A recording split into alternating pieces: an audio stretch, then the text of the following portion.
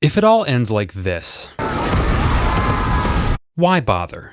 That's the single biggest question hovering over HBO's Game of Thrones prequel House of the Dragon. Bigger than will the show be good or will it respect the source material, the question is, why should I care about this world when I know that what it's leading to is a 6-episode character assassination speedrun designed to violate its own setups and swap out its living, breathing world with a taxidermied corpse in the hopes that no one notices? And the answer is IDK, but since I would like to K, I'm going to spend this video exploring the idea of canon and pondering its importance. How about American Psycho, huh?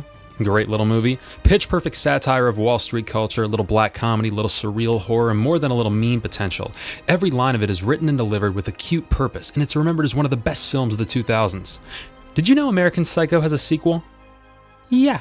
So in 2001, Lionsgate was working on a movie called The Girl Who Wouldn't Die.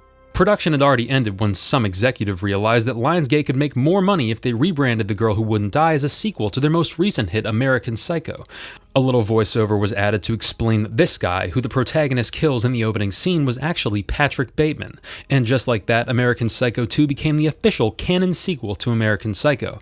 Mila Kunis has gone on record saying she had no idea she was making an American Psycho sequel. And yet it is, because Lionsgate had the legal rights to the IP. End of story. Except nobody cares, so why not? Why don't fans of the original pen hour-long critiques about how it ruined their favorite movie? By what metric do we distinguish between illegitimate sequels and legitimate ones? You could say it's IP rights. I mean, without those, every Wattpad fanfic holds the same degree of validity as the original material, but then you're forced to acknowledge that Christian Bale's Patrick Bateman gets hacked to death by a random tween girl immediately after the credits roll, and factor that into your assessment of what the otherwise genius character represents. Same for Alien 3, all the Halloween sequels, you get the picture. So then maybe you say only sequels that were part of the original vision, but then you're writing off stories like Breaking Bad, which sort of freestyled it, but still managed to be good. So then maybe you ask, why can't we just keep the good sequels and disown the bad ones? What's wrong with that approach? To which I would say, a lot, actually. For one, that's just going to differ from person to person, which makes it impossible to have conversations about stories because you can't agree on the canon.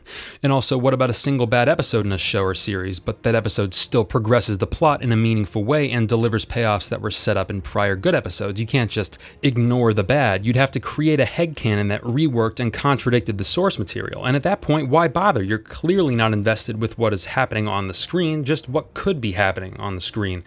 And then you could go with the stance that it's all fictional, therefore canon doesn't matter, which would make you sus and cringe. But my personal opinion on this is that there's only one reasonable metric for determining canon, and that's the endorsement of the original creator. I'm a firm believer that art requires intent. I don't find the notion that random natural structures fall into the same category as la pietà, inspiring, encouraging, or otherwise productive in any way.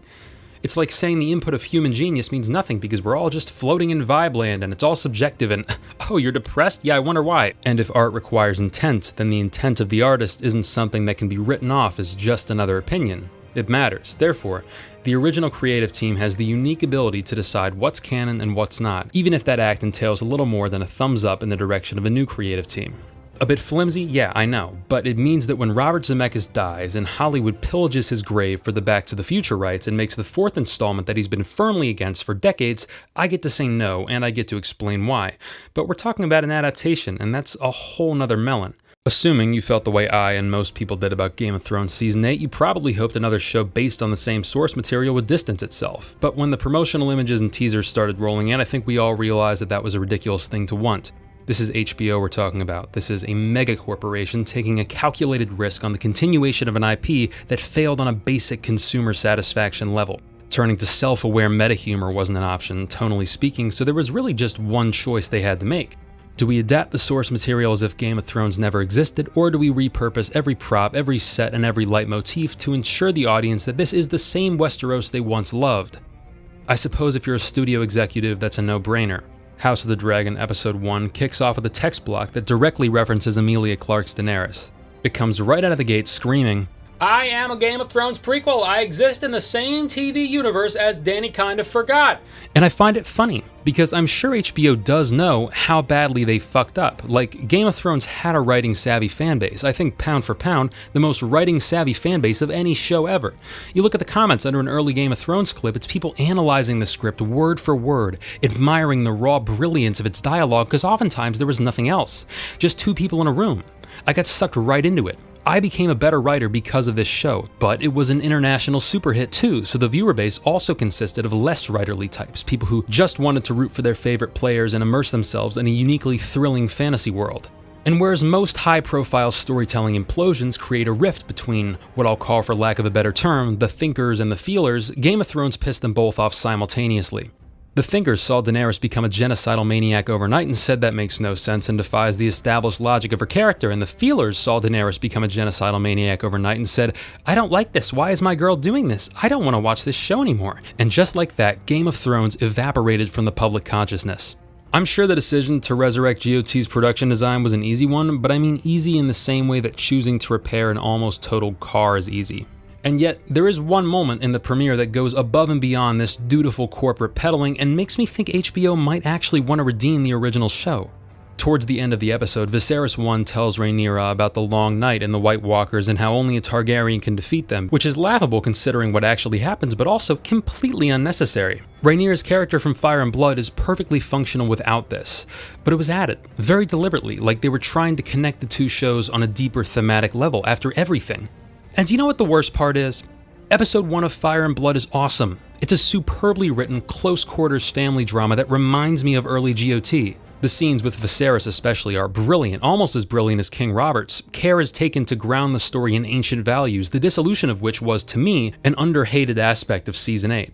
I believe that this guy obsesses over the idea of having a male child. His emotions make sense to him and the culture he's a part of. Fuck relating to characters. This is miles ahead of that. This is real empathy, understanding the thoughts and feelings of someone with a completely different frame of reference. And they're even doing the incest. I can't believe I'm saying that's a good thing, but I am. It shows a willingness to let the show exist in its own ethical bubble. But every time I hear the Targaryen theme, or I see the sigils, or the title font, I'm reminded of how desperate this show is to justify the sunk cost of its predecessor, and how that show is canon to this show whether I like it or not, and it's annoying because all they had to do was keep it vague. Don't reference GOT, but don't outright contradict it. Simple. But that was never going to happen. And any further commitment to refurbishing their former crown jewel could come back to bite HBO in the ass, condemning this otherwise good show to death. But what do you think? Look around you. This is the battle of death.